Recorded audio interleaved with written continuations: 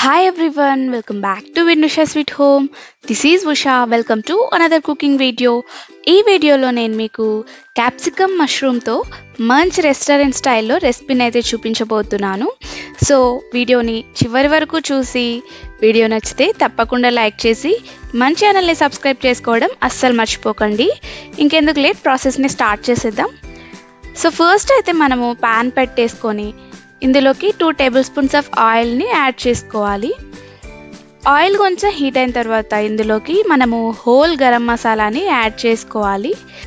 నేను ఇక్కడ ఇలాచి అలాగే ఒక 3-4 మిరియాలు, ఇప్పుడు కొంచెం జీలకర్ర, అలాగే ఇందులోకి 1 ఇంచు చెక్క, అలాగే 4-5 లవంగాలు వేసి అవి కొంచెం ఫ్రై అయిన తర్వాత ఇందులోకి కట్ చేసి పెట్టుకున్నటువంటి ఆనియన్స్ అలాగే టమాటాస్ యాడ్ చేసుకోవాలి. ఇవి కొంచెం సాఫ్టన్ అయ్యే వరకు మనము ఇలా సాట్ చేసుకుంటూ ఫ్రై చేసుకోవాలన్నమాట. నేను ఇక్కడ 1 మీడియం సైజ్డ్ ఆనియన్ అలాగే 2 స్మాల్ సైజ్ టమాటాస్ తీసుకున్నాను. ఇవి కొంచెం ఫ్రై అయిన తర్వాత ఇందులోకి నేను ఒక 5 to 6 బాదామ్స్ని అయితే యాడ్ చేసుకుంటున్నాను. యూజువల్లీ అందరూ ఇలాంటి కర్రీస్లో కాజుని వేయడానికి ఇష్టపడతారు, బట్ నేను ఇక్కడ చిన్న చేంజ్ లాగా ఇక్కడ నేను బాదం యాడ్ చేసుకున్నాను. సో అవి కొంచెం బాగా ఫ్రై అయిన తర్వాత వాటిని మిక్సర్ జార్లోకి తీసుకొని పేస్ట్ లాగా చేసి పెట్టేసుకోవాలి. ఇప్పుడు మనము సేమ్ ప్యాన్లో ఆయిల్ ఏం యాడ్ చేయకుండా మష్రూమ్స్ని అలాగే క్యాప్సికమ్ ముక్కల్ని వేసుకొని బాగా సాట్ చేసుకోవాలన్నమాట. అట్లీస్ట్ మనకి ఇక్కడ ఈ క్యాప్సికమ్ అండ్ మష్రూమ్స్ ఒక 45% to 50% ఫ్రై అయిపోవాలి. నెక్స్ట్ కర్రీ మనకి చాలా టేస్టీగా ఉంటుంది అండ్ ఈజీగా కూడా కుక్ అయిపోతాయి అన్నమాట. ఇప్పుడు అవి పక్కకు తీసేసుకొని సేమ్ ప్యాన్లో ఇక్కడ 1 టేబుల్ స్పూన్ ఆయిల్ యాడ్ చేసుకొని సన్నగా కట్ చేసుకున్నటువంటి ఆనియన్స్ని యాడ్ చేసుకోవాలి. ఆనియన్స్ని కొంచెం ఫ్రై అయ్యే వరకు సాట్ చేసుకోవాలి. ఆనియన్స్తో పాటు నేను ఇక్కడ 1 బే లీఫ్ కూడా యాడ్ చేశాను. సో ఆనియన్స్ కొంచెం కలర్ చేంజ్ అయిన తర్వాత ఇందులోకి నేను 1 స్పూన్ అల్లం వెల్లుల్లి పేస్ట్ యాడ్ చేసుకొని అల్లం వెల్లుల్లి పేస్ట్ రా స్మెల్ పోయే వరకు మనము దీన్ని కలుపుకుంటూ ఫ్రై చేసుకోవాలి. ఇప్పుడు ఇందులోకి మనం ముందుగా ఫ్రై చేసి పేస్ట్ చేసి పెట్టుకున్నాం కదా టమాటా ఆనియన్స్, ఇది వేసి సో ఆ పేస్ట్ని అయితే ఇందులోకి యాడ్ చేసుకొని మసాలా అంతా కూడా బాగా మిక్స్ చేసుకోవాలి.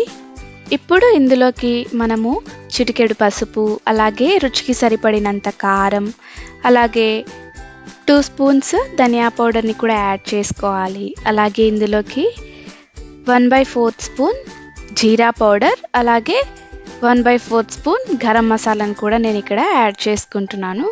సో మసాలాస్ అన్నీ యాడ్ చేసుకున్న తర్వాత మసాలాస్ అంతా కూడా పేస్ట్లోకి బాగా కలిసేలాగా కలుపుకొని ఒక 2 to 3 మినిట్స్ బాగా కుక్ అవ్వనివ్వాలి. మసాలాస్ అంతా రా స్మెల్ పోయి ఆయిల్ పైకి తేలే వరకు మనము ఇక్కడ బాయిల్ చేసుకోవాలన్నమాట.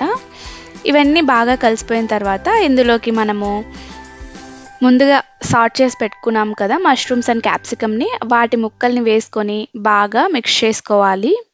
ఇది బాగా మిక్స్ చేసుకున్న తర్వాత ఇప్పుడు ఇందులోకి ఎగ్జాక్ట్లీ 50 ml ఆఫ్ వాటర్ని నేను ఇక్కడ యాడ్ చేస్తున్నాను.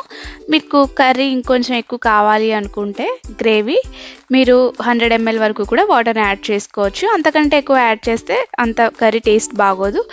ఇప్పుడు ఫైనల్గా రుచికి సరిపడినంత ఉప్పుని వేసుకొని బాగా కలిపేసుకొని మూత పెట్టి లో ఫ్లేమ్లో కర్రీ బాగా దగ్గర పడే వరకు కుక్ చేసుకోవాలి.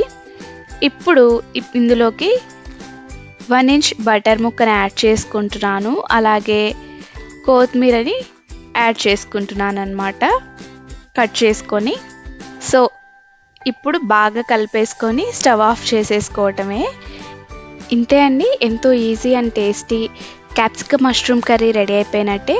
నచ్చితే తప్పకుండా లైక్ చేసి మీ ఫ్రెండ్స్ అండ్ ఫ్యామిలీస్తో తప్పకుండా షేర్ చేసుకోండి. మన ఛానల్ని సబ్స్క్రైబ్ చేసుకోవడం అస్సలు మర్చిపోకండి. మరో మంచి వీడియోతో మళ్ళీ కలుద్దాం. అంతవరకు ఈ రెసిపీని మీరు కూడా ట్రై చేసి ఎలా వచ్చిందో నాకు తప్పకుండా కమెంట్ చేయండి. Thank you so much for watching.